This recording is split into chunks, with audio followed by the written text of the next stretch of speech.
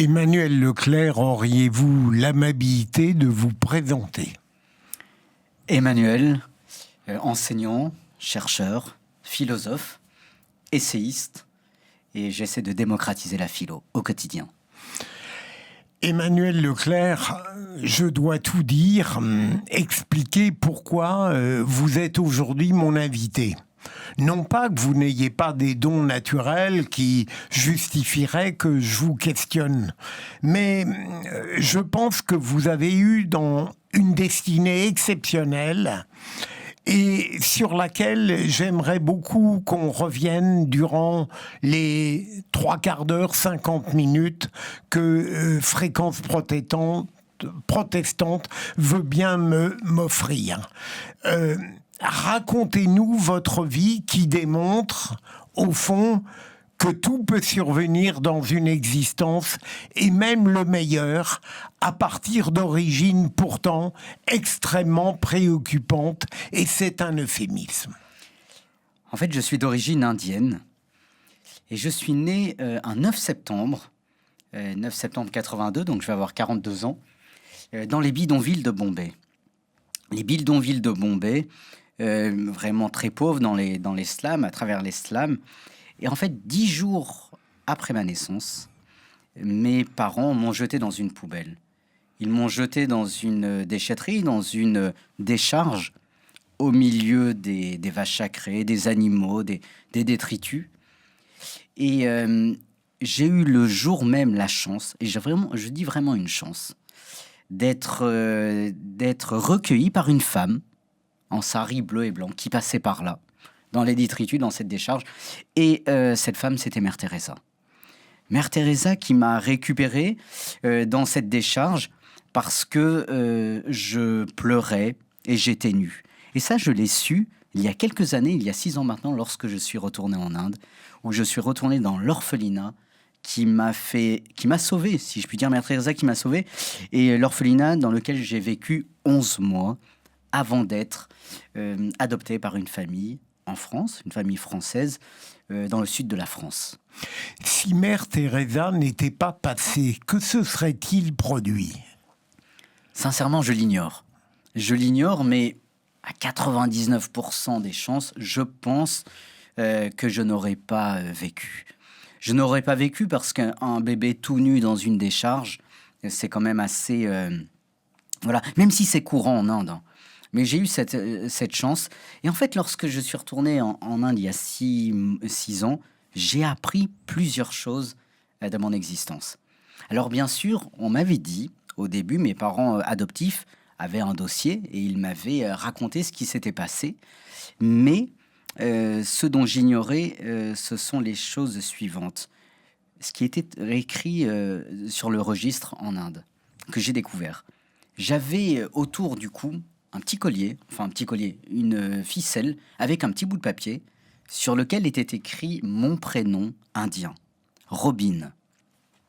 Quand j'ai été adopté, mes parents m'ont donné le prénom d'Emmanuel. Robin. Et sur mon bras gauche, il y avait 2 inscriptions. La première qui était ma date de naissance, dit 09/9/82.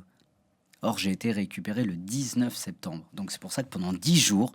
Vous savez, ce seront les 10, je dirais, le plus grand mystère de ma vie. Même si le plus grand mystère de ma vie, c'est la vie elle-même.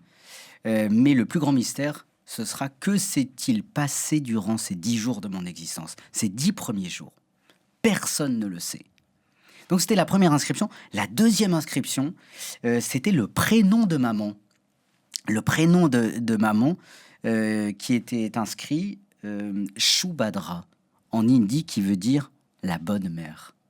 Alors c'est assez paradoxal, étonnant de se dire, mais comment une bonne mère peut-elle abandonner son enfant?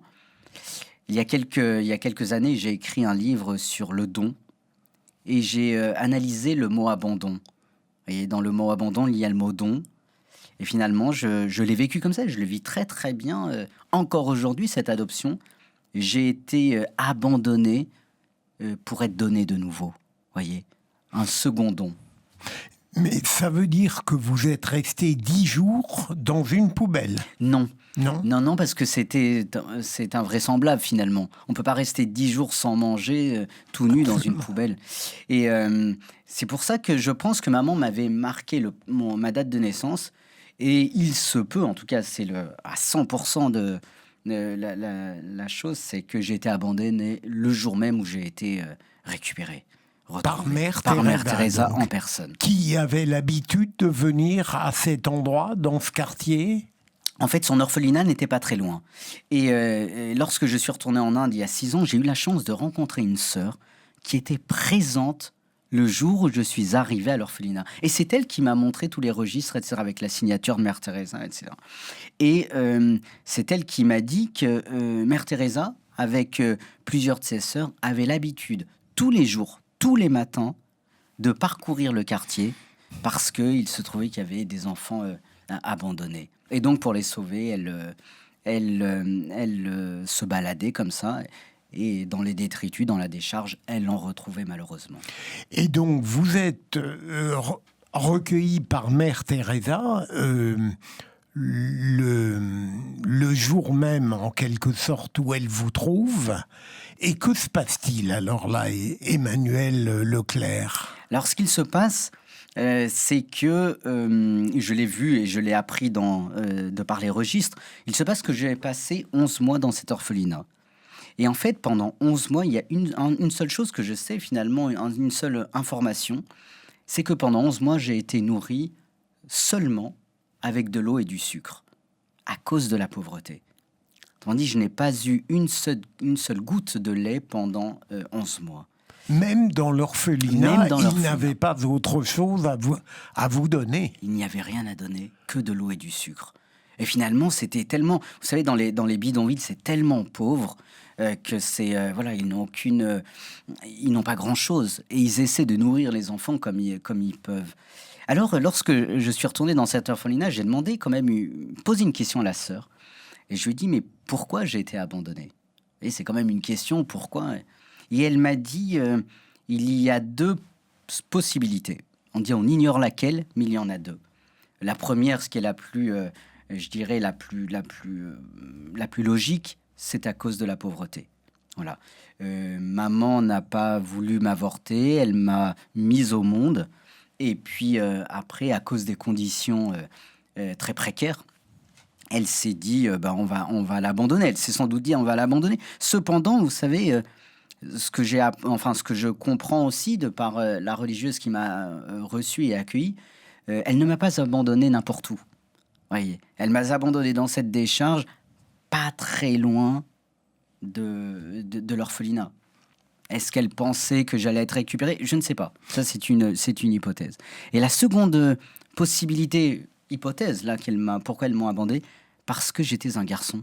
Parce que je suis un garçon. Et dans différentes castes, les garçons sont voués à devenir esclaves. Et donc, pour me sauver, elle s'est dit, pour éviter que mon fils devienne esclave, peut-être l'abandonner non loin de cet orphelinat. Et elle a donné des indications assez précieuses, finalement. Très précieuses, qui ont construit mon identité, qui ont fait mon identité. Vous n'avez évidemment jamais pu la retrouver, cette mère. Jamais, d'autant. Et quand je suis retourné en Inde, c'était pas du tout dans l'objectif de retrouver mes parents, parce que je savais que c'était complètement peine perdue. Je n'avais que rien du tout, uniquement le nom et l'adresse de l'orphelinat. Voilà, c'était vraiment le lieu où je savais. Et quand la sœur, je lui ai parlé de mon histoire parce qu'elle était au courant que je venais, etc. M'a dit, on n'a rien du tout sur vos parents. Mais je n'étais pas revenu pour retrouver mes parents, mais j'étais revenu pour les remercier. Et... Vous passez 11 mois dans cet orphelinat, et que se passe-t-il au bout de 11 mois, alors? Au bout de 11 mois, au bout de 11 mois, j'ai eu cette chance d'être adopté par une famille française. Mais, et ça, je l'ai su il n'y a pas très longtemps, voyez, que les religieuses ont dit, parce que vous savez, adopter, c'est très difficile, de plus en plus difficile, même il y a 40 ans, vous voyez, encore plus maintenant, même si les conditions sont différentes. Mais pour, je dirais, avoir cette chance d'être adopté, elles ont dit au gouvernement indien que j'étais malade. Et en fait, alors c'est vrai que je souffrais de malnutrition, mais que j'avais une grave maladie. Et en fait, comme le gouvernement indien, les enfants malades, il faut vite les expulser, si je puis dire, pour éviter qu'ils propagent d'autres maladies, etc. C'est comme ça que j'ai pu avoir cette chance d'être adopté. Mais pourquoi était-ce si difficile, hein, en général, d'être adopté? Alors, en fait, ce qui est très difficile, c'est surtout les familles qui adoptent, dans le sens où finalement, on laisse un enfant à l'adoption, mais où va-t-il aller? Vous voyez, est-ce qu'il va aller dans une famille qui va être difficile, etc. Et tout. Et j'ai eu cette chance vraiment, et je remercie Dieu, moi qui ai la foi, de m'avoir mis dans cette famille. Famille dans la Drôme qui n'a pas pu avoir d'enfants. Mes parents n'ont pas pu avoir d'enfants. Ils ont adopté 5 enfants. Mais comment on fait des vérifications sur les parents qui adoptent? On fait énormément d'enquêtes. Il y a tout un suivi psychologique. Et il y a tout un suivi aussi. Les psychologues, etc., sont venus souvent à la maison avant l'adoption pour un peu regarder la vie des parents, etc. Et puis même, quand quand ils ont adopté, on était 3 arrivés en même temps. En 6 mois, on a été 3 enfants arrivés en même temps, tellement que les dossiers d'adoption ont été tous différents, que je me rappelle encore que les psychologues venaient à la maison nous interroger pour les autres adoptés et pour savoir si on était heureux dans cette famille, etc. En fait, c'est très très suivi, mais parfois ça peut être ça peut être assez néfaste parce que on va vraiment dans l'intimité des familles. Voyez. Mais parce que vos parents, ils savaient qu'ils allaient trouver des enfants dans cet orphelinat, ou c'est un pur hasard? Alors, ils sont passés par une association. À l'époque, c'était le Rayon de Soleil de l'enfant étranger, qui s'occupait en Inde, pour l'Inde, des enfants à adopter. Donc, ils sont passés par cette association. Et il se trouve que voilà, cette association avait des liens avec cet orphelinat de Mère Teresa. Et donc, ils ont adopté 5 enfants, dont vous-même. Voilà, mais je tiens à souligner que on est 5 enfants, 2 Indiens, 2 Français, 1 Haïtien. On n'est pas 5 Indiens, voyez. J'ai une sœur indienne, l'aînée, qui est indienne, mais qui n'est pas du tout de la même fratrie et puis pas du tout de la même ville que moi. Voyez. Mais alors, qui sont ces parents admirables? Ce sont vraiment des parents admirables où je leur dois tout, je leur en suis infiniment reconnaissant, vraiment, vraiment. Ce sont des parents très simples. Mais les familles, mes parents très simples. Papa était artisan, menuisier. Maman, mère au foyer, parce que c'est vrai que pour adopter 5 enfants, il faut quand même être disponible, voyez. Et on a toujours été élevés dans une simplicité, dans une authenticité. Et je dirais aussi, ce qui nous a tous construits, c'est la foi. Voilà. Ils ont la foi, on est catholiques, pratiquants, et je crois que cette foi-là, personnellement, moi, ça m'a forgé. Vous voyez, ça m'a construit, ça m'a forgé. Et je reconnais que l'adoption n'est absolument pas évidente, surtout pour des parents, dans le sens où ils ont accueilli 5 histoires différentes. 5 histoires différentes pour essayer de construire à leur échelle l'histoire, une partie de l'histoire. Le couple ne pouvait pas avoir d'enfants. Oui, c'est ça. Le couple ne pouvait pas avoir d'enfants. Et pour la petite anecdote, c'est que en fait, mes parents ont construit une grande maison, n'est-ce pas? Et la première pièce qu'ils ont construite, c'est un petit oratoire. Un petit oratoire, c'est-à-dire pour voilà, la présence de Dieu, en se disant, on a une grande maison, on veut construire une grande maison, on ne peut pas avoir d'enfants, mais on veut que cette maison puisse être le lieu d'une petite communauté. Où habitaient-ils? Alors, ils habitent toujours dans la Drôme, à côté de Die, dans le sud de la France. Alors, comment se passent vos premières années? Est-ce que le choc des univers, vous vous souvenez bien de tout cela? Alors, c'est vrai qu'à 11 mois, quand j'arrive, je ne me souviens de rien. Mais après, au bout de 2-3 ans, etc., j'ai des souvenirs. Et en fait, j'ai des souvenirs. Alors, c'est intéressant aussi, avant de répondre vraiment à votre question, de mettre le contexte dans le sens où, je le disais tout à l'heure, nous sommes 3 enfants à être arrivés en 6 mois.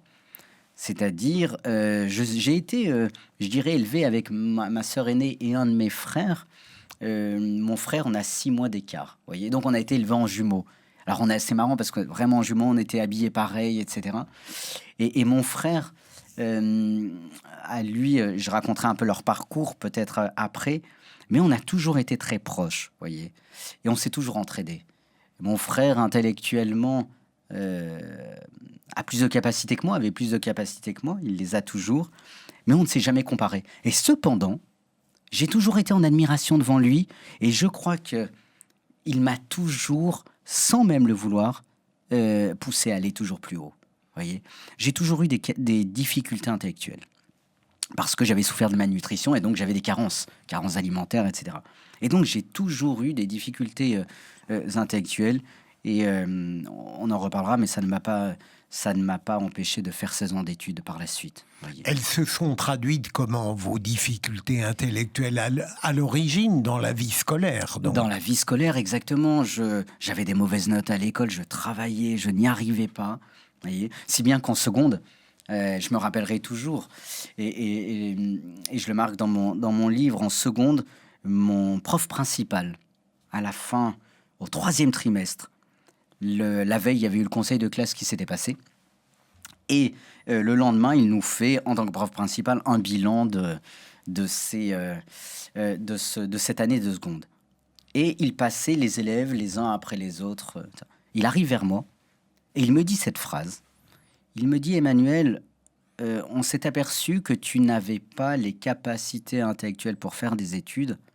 On espère que tu aies les capacités manuelles. On te propose d'arrêter les cours et de devenir groom dans un hôtel.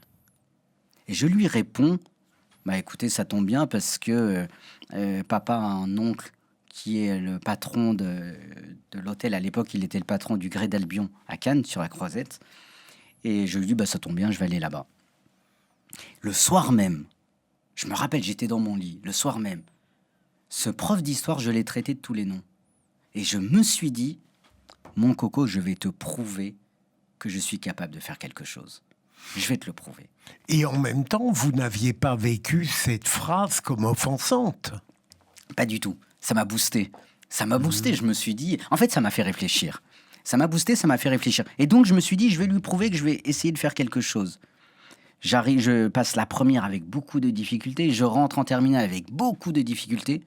Et j'ai mon bac avec beaucoup de difficultés.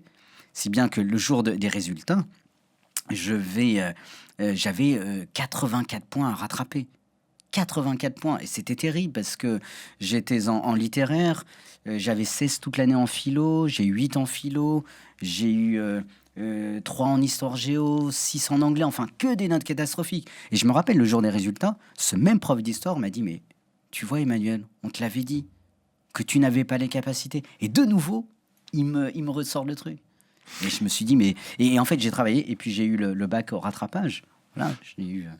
Chez vous, vous étiez aidé, Emmanuel, Beaucoup. ou vos parents ne pouvaient pas vous aider intellectuellement? Ah si, ils nous ont beaucoup aidés et puis ils ne pouvaient pas tout faire, donc ils nous ont offert des cours. Je me rappelle, j'avais des cours d'anglais, des cours de maths, etc. Ils nous ont toujours donné les moyens de réussir. Toujours.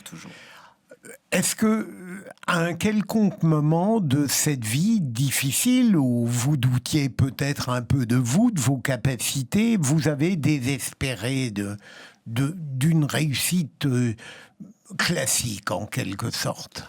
Non, en fait, je n'ai jamais désespéré parce que je me suis dit, je suis capable de faire quelque chose. Je suis capable de faire quelque chose.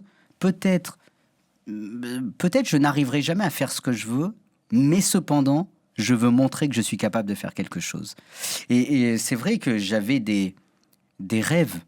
Je n'avais pas des désirs, j'avais des rêves, ce qui n'est pas la même chose, voyez. Et je m'étais dit, bah tiens, voilà, je voudrais devenir ingénieur, etc. Et puis comme j'étais dans une famille croyante, il y a quand même un désir que j'ai eu. Et je crois que c'est la seconde partie de ma vie, c'est que j'ai voulu, depuis très longtemps, devenir prêtre. Voilà. Pendant combien de temps? J'ai eu l'appel, j'ai senti cet appel à l'âge de 4 ans. Voyez. 4 ans, et il vous a abandonné quand, d'une certaine manière? En fait, il m'a pas abandonné, si je puis dire, mais et là, je fais un grand pas dans mon histoire, c'est que j'ai fait 4 ans de séminaire. J'ai fait 4 ans de séminaire. Alors, le séminaire, c'est ce lieu de formation pour devenir prêtre. Et au bout de 4 ans, donc ça date, c'était en 2017, hein, vous voyez, en 2017, on m'a dit, 2016, pardon, on m'a dit, Emmanuel, on pense que tu n'as pas le profil séminaristique. Voilà, on pense que tu n'as pas le profil pour devenir prêtre. On te demande de partir du séminaire. C'est eux qui vous l'ont... C'est eux qui m'ont demandé. Qu'ont-ils senti chez vous, alors, à ce moment-là? Je pense que je dérangeais. Je pense que je dérangeais. Alors, on m'a toujours dit, et ça, j'en ai fait une force, vous voyez. J'en ai jamais fait un défaut, même si ça n'a pas été facile.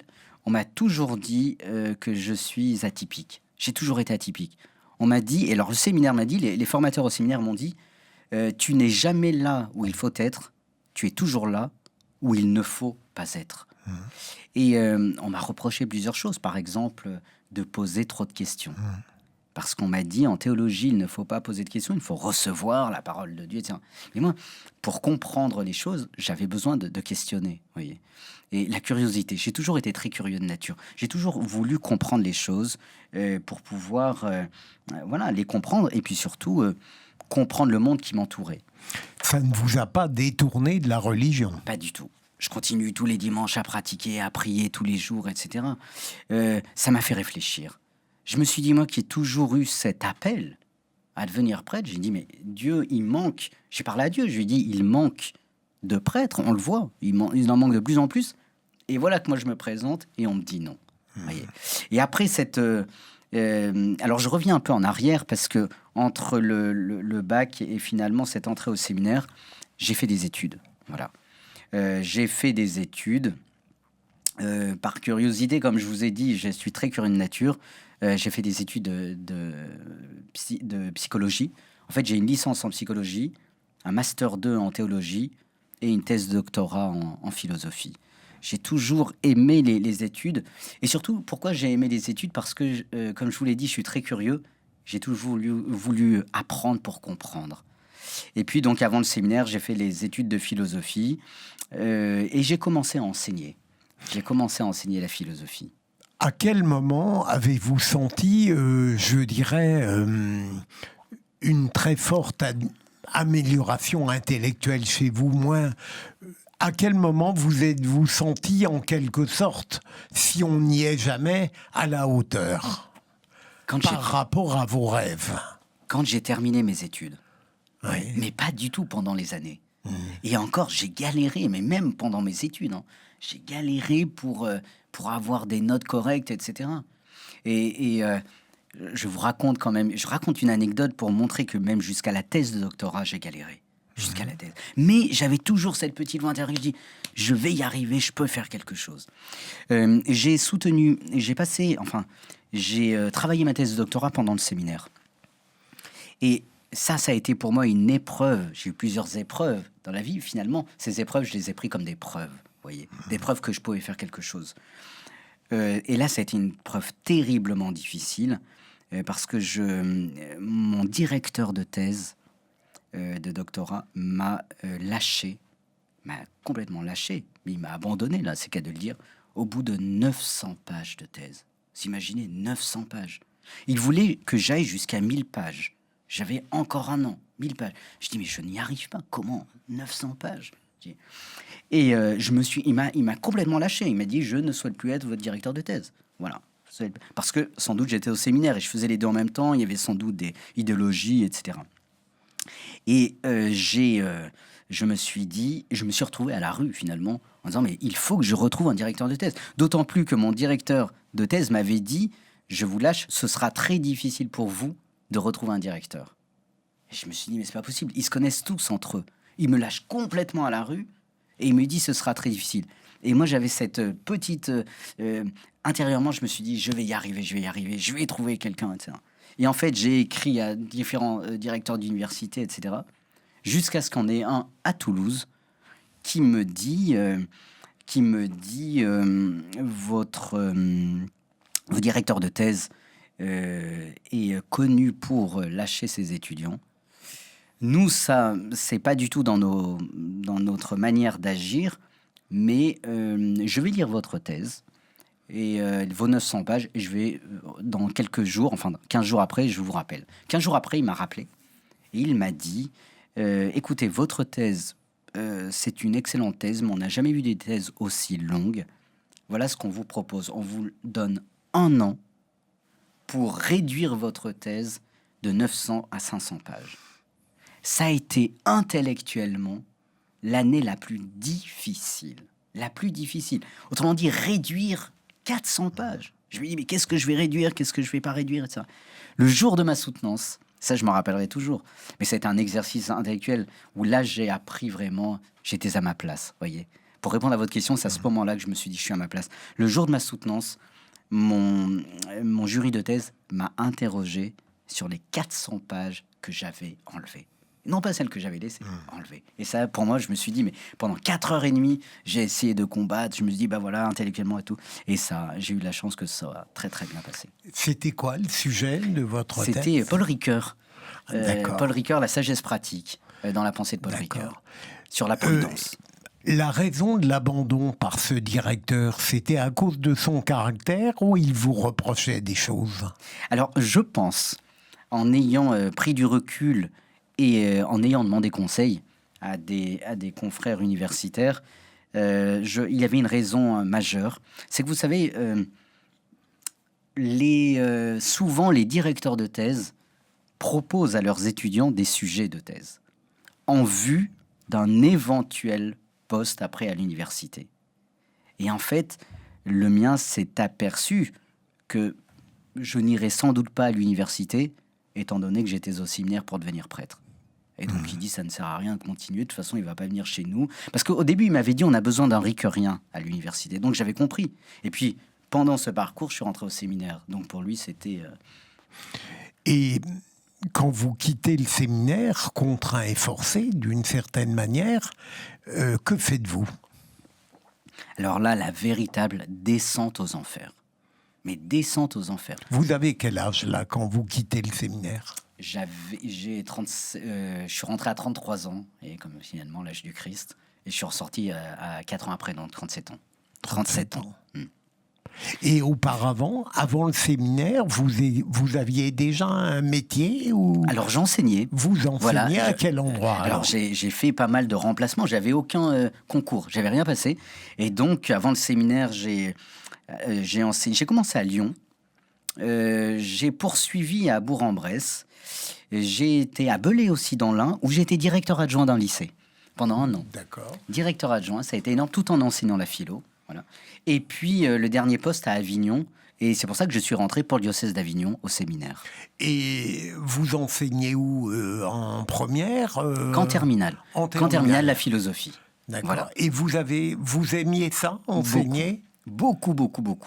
J'ai toujours aimé la relation sociale, et surtout j'ai toujours aimé faire grandir les élèves et me laisser grandir par eux. Ils m'ont toujours beaucoup apporté. Et j'enseignais à la fois en lycée et dans le supérieur aussi. J'ai enseigné en BTS, j'ai enseigné en école d'infirmière aussi, l'éthique du soin.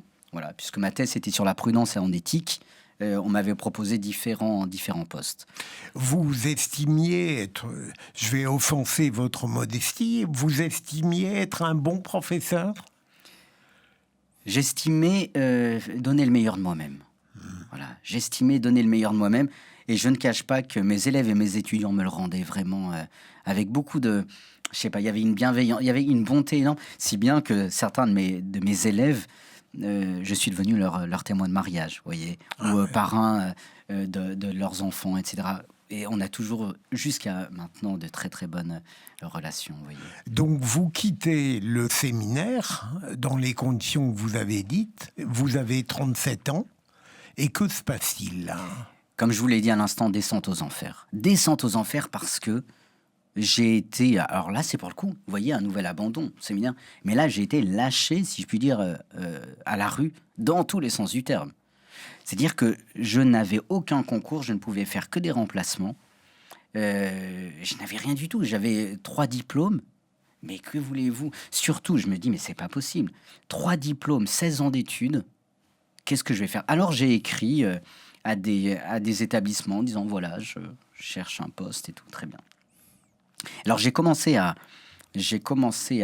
enseigner. J'ai recommencé à enseigner à Toulouse. Et pourquoi Toulouse? J'avais demandé Toulouse parce que je voulais terminer mon master de théologie.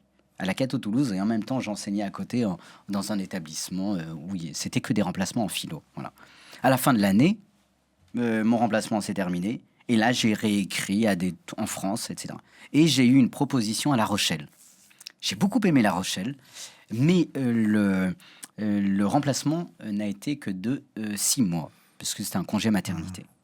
Et là, au bout de 6 mois, la descente aux enfers a commencé parce que je me suis retrouvé au chômage. Je n'avais plus rien du tout. Vraiment plus rien.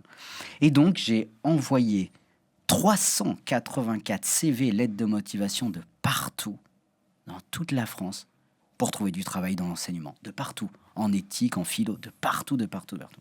Et en même temps, je m'étais mis à Pôle emploi. Voilà. Et alors, à Pôle emploi, un jour, on m'appelle. On me dit, Emmanuel, on a du travail pour vous. Alors, moi, j'étais très heureux. Je me dis, enfin, c'était au mois de juin, c'était 4 mois après. Enfin, 5 mois après, enfin, j'ai du travail, etc. Parce que je ne connaissais pas psychologiquement ce qu'est être au chômage. Et à la fois, j'ai compris pourquoi beaucoup veulent rester au chômage, vous voyez, avec les aides qu'on a, etc. Mais moi, je suis combatif et j'ai horreur de ne rien faire. Horreur de ne rien faire. Alors, j'écrivais mes livres en même temps, parce que je publie des livres aussi.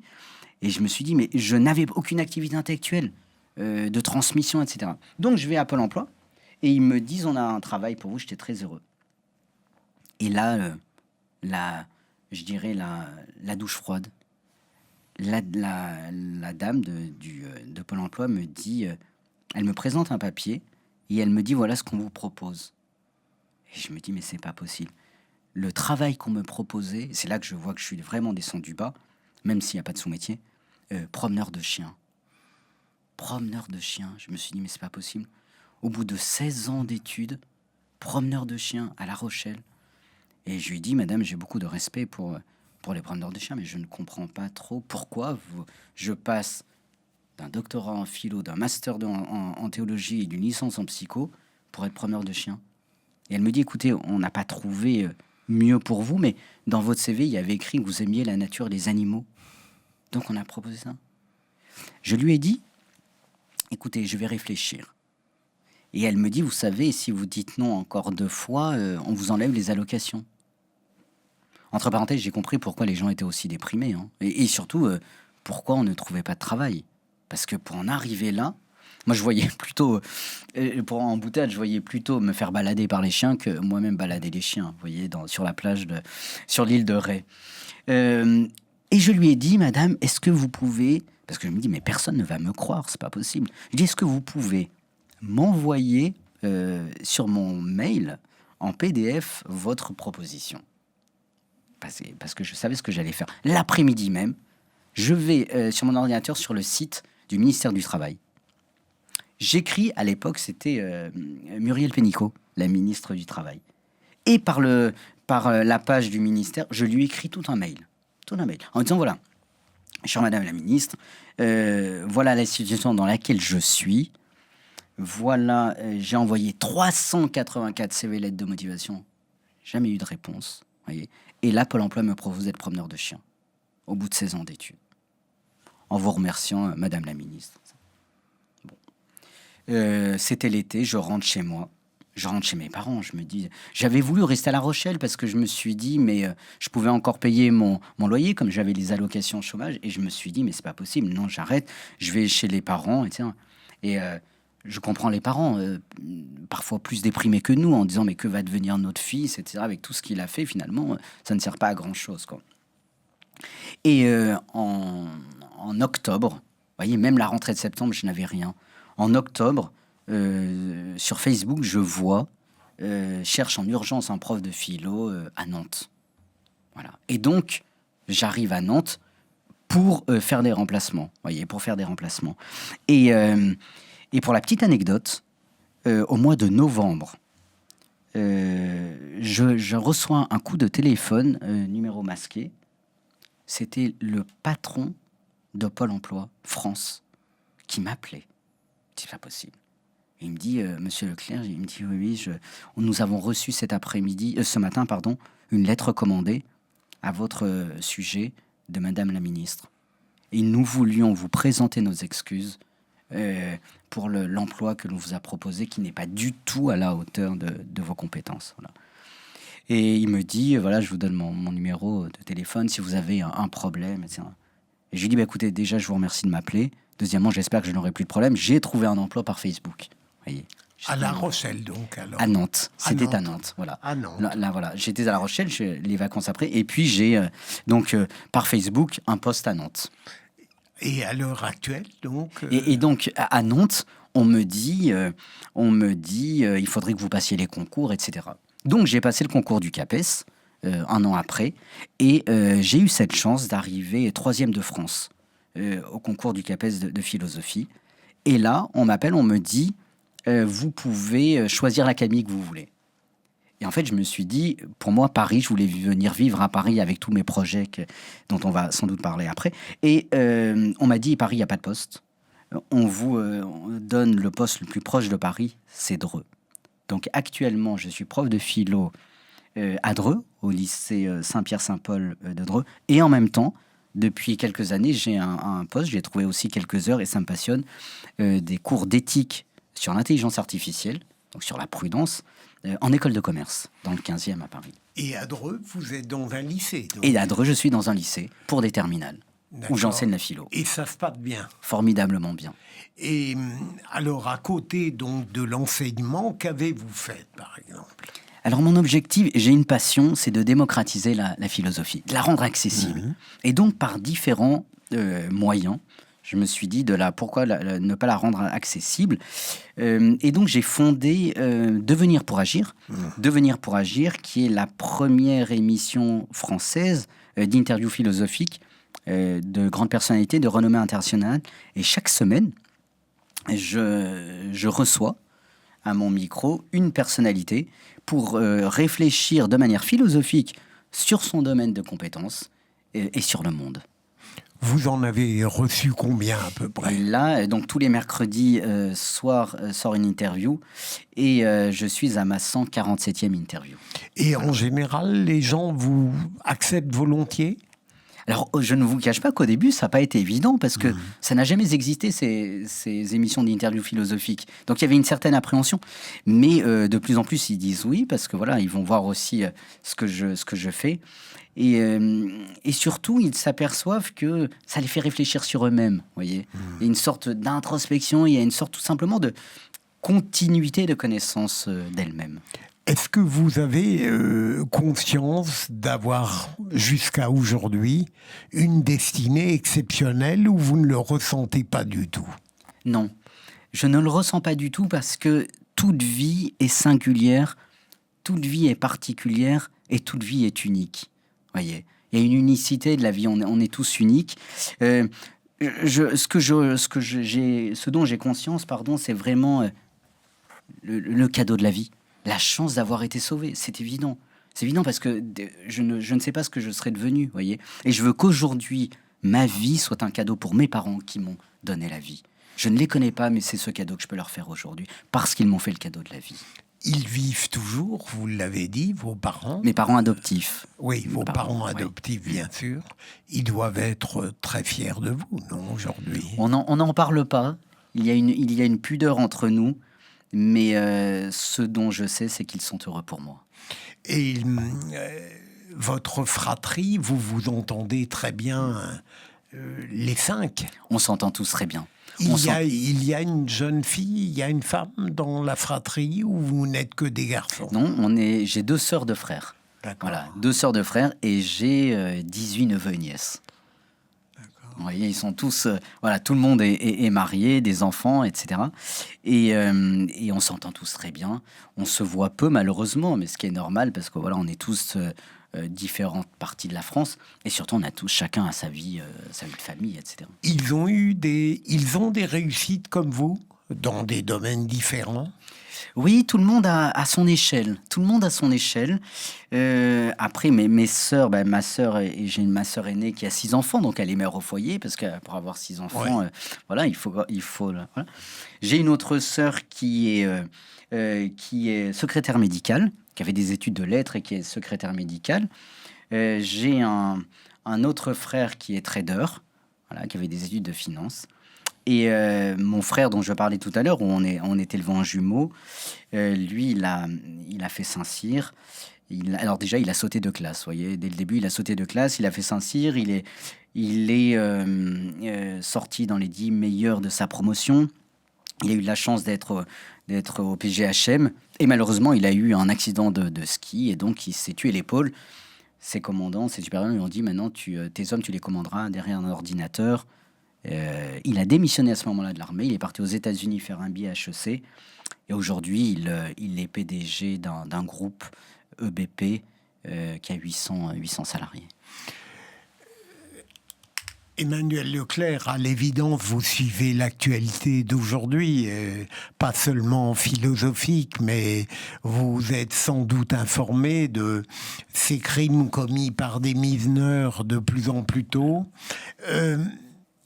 Est-ce que, par moment, vous vous dites, nous aurions pu très mal tourner, et si vous ne l'avez pas été, si vous ne l'avez évidemment, vous avez des destins absolument contraires à cela, qu'est-ce qui a été le ressort fondamental qui, à votre avis, vous a détourné d'une forme de dérive, de malfaisance? Est-ce que, je vais vous laisser répondre, est-ce que c'est seulement l'éducation de vos parents adoptifs? Alors, vous avez raison, parce que c'est vrai que on aurait pu mal tourner, j'aurais pu mal tourner. J'aurais pu tomber dans une famille qui là aussi m'aurait lâché à moi-même, etc. Non, j'ai eu cette chance de tomber dans une famille, comme je le disais tout à l'heure, déjà croyante, pratiquante, et surtout soudée, dans le sens qu'ils nous ont accueillis tels que nous étions. Vous voyez, une nouvelle histoire. Et mes parents ont marché au rythme de chacun, tout en voulant nous faire grandir. Voyez. Tout en voulant nous faire grandir et vouloir le bonheur de chacun. Et ils nous ont toujours suivis. On a toujours un suivi à toutes les étapes de la vie, tous les jours. Vous voyez, un suivi humain, un suivi spirituel, un suivi intellectuel. Il y a quelque chose qui m'a beaucoup aidé, c'est le scoutisme. Voilà, d'apprendre aussi à être responsable. Vous voyez, la responsabilité de chacun. Mais surtout, ce terreau familial, pour moi, m'a sauvé. Vraiment m'a sauvé. Ça veut dire tout de même que, sans croire forcément à des gènes, vos tempéraments, à tous les 5, portaient en eux une forme j'allais dire, de naturelle civilisation. C'est une chance inouïe tout de même que parmi vous 5, aucun... je veux dire, je trouve ça presque miraculeux. Au fond, vous pensez que l'éducation, au-delà de vous-même, pour sauver les jeunes, c'est capital, ou est-ce qu'il y a autre chose? J'aime beaucoup votre question, parce que m'occupant continuellement et quotidiennement de la nouvelle génération, je réfléchis et je vois un peu ce qu'il faudrait faire. Vous parliez tout à l'heure dans l'actualité des mineurs maintenant qui sont... Vous savez, on est arrivé dans une nouvelle génération où j'aimerais, avant d'éduquer, même si je n'aime pas ce mot-là, c'est les parents qui éduquent, c'est pas les enseignants. Et malheureusement, il y a eu une dérive il y a quelques temps là-dessus, mais il faudrait rééduquer les parents aujourd'hui. La nouvelle génération, il faut rééduquer les parents. Je pense qu'il y a un moment, les parents doivent être remis à leur place. Voyez, doivent être remis à leur place. Et moi, je m'en aperçois dans certains parents que je rencontre. Voyez, je me dis, mais il faudrait vraiment les éduquer. Sur quel plan? Déjà à dire bonjour. Voyez, déjà à dire bonjour. Déjà à dire merci. Déjà à regarder l'autre quand on parle. Et c'est vraiment des... Et après, certains de mes collègues me disent, mais les élèves ne disent même plus bonjour. Je dis, mais allez demander aux parents si déjà ils disent bonjour. Allez demander aux parents si déjà eux-mêmes le matin disent bonjour à leurs enfants. J'ai des témoignages. Je suis très proche de mes élèves et de mes étudiants tout en restant distant. Vous voyez, il y a le vouvoiement, etc. Mais je les respecte énormément. Et il y a une confiance qui s'est établie entre eux et moi. Et certaines confidences. Et certains me racontent leur vie de famille. Voyez, comment ça se passe le soir avec leurs parents, etc. Et je me dis, mais on est en train d'accabler parfois les élèves, mais allons voir ce qui se passe dans les familles. Vous savez que parfois l'école, le lycée, c'est un sas de respiration pour les enfants. Un sas de respiration. Donc moi, je serais maintenant pour aller former les parents pour qu'ils apprennent à rééduquer ou même à éduquer tout simplement leurs enfants. Et comment faire, Emmanuel Leclerc, lorsqu'on enseigne à une petite minorité de voyous, par exemple, qui dégradent, désorganisent, je veux dire, rendent la classe invivable, à votre avis? Alors, j'ai déjà eu une situation, dans cette situation, j'ai déjà été confronté. Et je crois vraiment, alors je ne me lance pas des fleurs, hein, mais je crois vraiment que la philosophie aujourd'hui est fondamentale et est vraiment indispensable à tous les âges de la société. Et je vous donne cet exemple.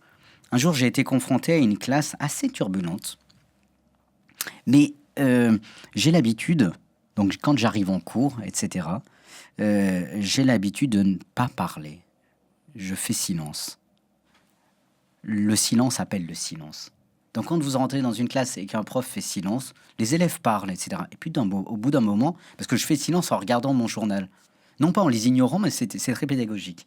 Et puis petit à petit, le silence se fait. Et puis un élève le plus turbulent, n'est-ce pas, me dit comme ça, mais monsieur, vous foutez quoi ici? Comme ça. Et les autres rigolent. Moi, je dis rien, je le regarde. Je fais silence, je le regarde. Et je lui dis, monsieur, j'ai une chose à vous dire. Une chose. Merci d'exister. Merci d'exister. Ça a été un silence extraordinaire. Ce jour-là, c'est en début d'année. Ce jour-là, je n'ai plus eu une seule remarque de mes élèves. L'élève, à la fin de l'année, est venu me voir. Fin de l'année. Il me dit, vous savez, j'ai pas trop compris vos cours, monsieur Leclerc. Mais il y a une seule chose dont je me rappellerai, qui m'a marqué, qui me marquera, c'est quand vous m'avez dit merci d'exister. Jamais on ne me l'avait dit, même mes parents ne me l'ont pas dit. Oui. Emmanuel Leclerc, comment vous dire, est-ce que ça nous donne la clé pour savoir comment remettre sur le droit chemin ces mineurs qui, faute de langage, tuent pour n'importe quoi? Parce que j'aimerais pouvoir nourrir l'illusion que cette méthode que vous appliquez dans vos classes, elle est opératoire sur le plan de la société française. Mais vous le croyez vous-même? Alors, c'est pas la seule clé, c'est une des clés. Mais pour comprendre le jeune, je dirais, il faut comprendre son histoire. C'est-à-dire qu'il faut aller le rejoindre dans son histoire. Il faut aller le rejoindre dans son histoire. Il faut... la violence appelle la violence. Et si les jeunes sont violents, c'est qu'il y a un terreau de violence quelque part. Voyez. Et en fait, c'est pour ça que je disais que la philosophie, c'est vraiment le lieu de la réflexion. Non pas pourquoi tu fais ça, pourquoi tu es violent, pourquoi tu vas tuer, pourquoi tu fais ça. Voyez. Le pourquoi, c'est assez simple finalement de le comprendre. Mais qu'est-ce que ça t'apporte? Aujourd'hui, tu te retrouves en tôle. Aujourd'hui, tu es là comme ça. Est-ce que tu n'as pas quelque chose à faire de mieux? Et en fait, je m'aperçois, et je me suis aperçu que il y a un lieu dans lequel je pense qu'il faudrait que l'éducation nationale et que l'État mettent de l'argent, si je puis dire, c'est la création artistique. Voyez, l'art.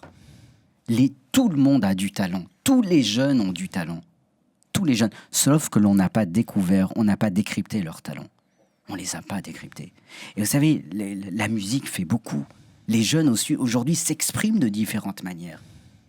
Au lieu d'aller tuer, au lieu d'être violent, etc., Est-ce que tu n'as pas quelque chose à apporter à la société? Est-ce que tu ne veux pas aujourd'hui faire ce cadeau? Tu es un cadeau pour l'humanité. Je le dis souvent aux jeunes, vous êtes des cadeaux pour l'humanité. Vous êtes des cadeaux. Moi, je vous respecterai toujours parce que vous êtes des cadeaux. Et cependant, vous êtes violents, vous avez turbulents, etc. Mais ce qui vous identifie aujourd'hui, c'est pas ce que vous avez, c'est qui vous êtes. Alors ensemble, construisons quelque chose. Construisons quelque chose par la pensée, par la réflexion. Et je passe beaucoup de temps à réfléchir avec les élèves, mais réfléchir sur leur vie, sur eux-mêmes. Je leur dis souvent, et j'avais dit à cet étudiant dont je vous parlais tout à l'heure, il y a une question, vous savez, qu'on ne pose jamais, et pourtant fondamentale à la jeunesse. Quel est ton plus beau, ta plus belle qualité? Quelle est ta plus belle qualité? Alors on voit, il y en a pléthore de défauts. On a un catalogue de défauts. Mais de trouver la qualité, c'est très difficile. Non pas comme les autres vous voient, mais comment vous vous voyez. Vous pensez, Emmanuel Leclerc, que ce genre de discours n'apparaîtrait pas naïf face, par exemple, à la famille de ce jeune homme de 20 ans qui a été massacré par 2 mineurs de 14 et 15 ans pour son portable? Est-ce que vous avez le sentiment, au fond, de ne pas poser sur l'humanité un regard un peu trop irénique? Vous savez, c'est ce que vous évoquez. Ou c'est l'ancien séminariste qui intervient? Non, non, loin de là. Mais je pense qu'il faut vraiment... Il y a quelque chose pour les jeunes qui peut les sauver. Mais vraiment, et ça j'y crois. Je porte un regard réaliste sur la société. Non pas... je dirais non pas... Je ne rêve pas d'une société vraiment où tout pourrait changer. Mais il y a quelque chose que les jeunes ont besoin aujourd'hui, vraiment, c'est le sport. Vous savez, le sport est très fédérateur. Le sport, c'est une manière de se défouler. Au lieu d'aller se défouler sur les autres, contre les autres, pourquoi pas se défouler vraiment en sport? Parce que le sport, c'est quoi? C'est un combat contre soi-même. Voyez. Et je pense que le sport est aujourd'hui, plus que jamais, doit être aujourd'hui plus que jamais important. Mais un sport collectif, pas un sport individuel. Un sport collectif, c'est-à-dire qui permet de vivre en communauté. Et c'est pour ça que dans certaines cités, c'est pas péjoratif, hein, le sport, et je pense à mon ami Ladji Doucouré qui fait cela, qui fait ça vraiment, le sport dans les cités, et qui va fédérer les jeunes. Et on s'aperçoit que dans ces cités-là, quand il va fédérer les jeunes autour du sport, il y a de moins en moins de violence. Voyez ? Parce que quand on fait du sport, on n'est pas en train de dealer, on n'est pas en train de se droguer, on n'est pas en train de faire autre chose, voyez. Et petit à petit, le sport, ça permet de prendre confiance en soi et de construire ensemble quelque chose. Mais c'est très long, c'est très très long. Je souhaite une société qui soit beaucoup plus, je dirais, meilleure qu'aujourd'hui, mais il faut prendre la réalité en face. Il faut la prendre à bras le corps, mais surtout ne pas se décourager. À partir comme malheureusement on arrive doucement vers la fin, à partir de votre existence miraculeuse sur certains plans, exceptionnelle, avec vos vertus de travail, de constance, d'acharnement, avec vos parents adoptifs, si vous aviez en quelques mots à développer, quelle est la conception de la vie et de la société que vous avez à partir de ce que vous êtes vous et de vos origines et de ce que vous êtes devenu? Que diriez-vous? Y compris de votre passion pour la philosophie, hein, bien sûr. La vie est un combat. On n'a rien sans rien. Si l'on veut réussir, bien sûr, il faut travailler. Mais il faut inverser une situation. Et je reparle de l'éducation parce que c'est mon cheval de bataille. L'éducation nationale, il y a quelque chose qui est terrible de la part des enseignants, etc. Beaucoup veulent faire réussir les élèves. Beaucoup. Eh bien, je suis contre. Je ne cherche pas à faire réussir les élèves. J'essaie de les aider à s'épanouir. Ce n'est pas la réussite qui permettra l'épanouissement des élèves, mais c'est parce qu'ils seront épanouis qu'ils réussiront. Voyez ? Donc, il faut déjà inverser les choses. C'est parce qu'ils sont épanouis qu'ils réussiront. Le regard que j'ai de la société, c'est que, voilà, malheureusement, on est, si je puis dire, c'est chacun pour soi et Dieu pour tous. Je le vois dans les métros, dans les transports, plus personne ne se dit bonjour, tout le monde est sur son portable, tout le monde... On est complètement en dehors du monde. On se cloisonne, finalement, on se renferme sur soi. Voyez. Ce que je pourrais aujourd'hui appeler, c'est à une ouverture de l'autre. Mais vraiment, c'est pas le téléphone c'est pas ton smartphone qui va te dire, qui va te donner, qui va te faire respirer le monde. C'est parce que tu observeras le monde. C'est parce que tu regarderas le monde. C'est parce que tu te laisseras imprégner du monde que tu te diras, mais là, il faut faire ci, il faut faire ça. Et il faut pas vouloir faire des grandes choses. Tout le monde veut faire des choses extraordinaires. Voilà, voudrait changer le monde de manière extraordinaire. Je pense qu'aujourd'hui, ce qui est extraordinaire, c'est de faire l'ordinaire. C'est ça qui est devenu extraordinaire, puisque personne ne fait plus l'ordinaire. Et déjà, comme tout à l'heure, je disais de se dire bonjour. C'est tellement ordinaire. Eh ben non. Ben peut-être reprenons le b.a.-ba de l'éducation, peut-être le fondement même du respect humain, déjà du respect humain, se respecter, se dire bonjour, se dire au revoir, se regarder. Si chacun faisait simplement cet effort, malheureusement c'est devenu un effort, mais si chacun faisait cela, je pense que le monde irait beaucoup mieux. Mère Teresa, un jour dans l'avion, elle est très connue, cette phrase, cette anecdote. Un journaliste, un jour, demandait à Mère Teresa, disait à Mère Teresa, mais le monde va mal. Que faut-il changer? Que faut-il faire? Que faut-il changer? Et Mère Teresa de répondre, vous et moi. Vous et moi. C'est-à-dire, changer d'abord de regard sur le monde, et le monde ira mieux. Changer de regard sur le monde. Voyez, il y a plein de choses qui vont mal. Moi, je demande à mes étudiants, chaque jour, je leur demande quel est leur point positif. Quel est le point positif de votre journée? Quel est le point positif d'hier? Apprenons à regarder, même si c'est une lueur de positivité de la journée, partagez-la aux autres.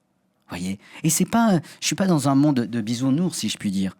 Je vois le monde dans lequel nous vivons, avec malheureusement l'embrasement de la violence, des guerres, etc. Mais ça sert à quoi de se lamenter si nous, on n'essaie pas à notre échelle, petite échelle qui est la mienne, de changer les choses en changeant mon regard sur les choses et en faisant des petites actions, des petites gouttes d'eau qui formeront, qui contribueront en tout cas à cet océan d'un monde meilleur que je souhaite de tout mon cœur. Aimez-vous les uns les autres, c'est encore votre dogme? Toujours plus. Toujours plus. Je n'aurai jamais fini de les aimer parce que je n'aurai jamais fini de les découvrir. Merci Emmanuel Leclerc. Merci à vous.